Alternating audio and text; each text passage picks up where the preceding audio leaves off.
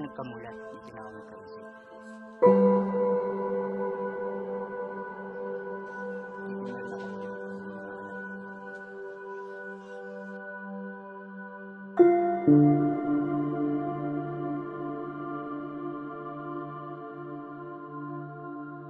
Ang cemetery, lumalaki ng 54 hectares.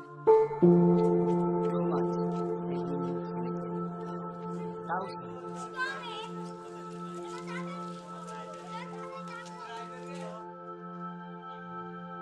Nakakabisyan ko na to. Dito. Pinagsa ko. Sa 8 kami magkakapatid, dito na kami lahat pinanganak.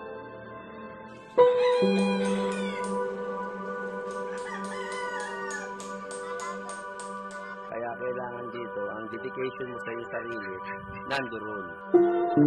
Saka yung pagpapahalaga sa mga patay, dahil sa kanila ka nagkakaroon ng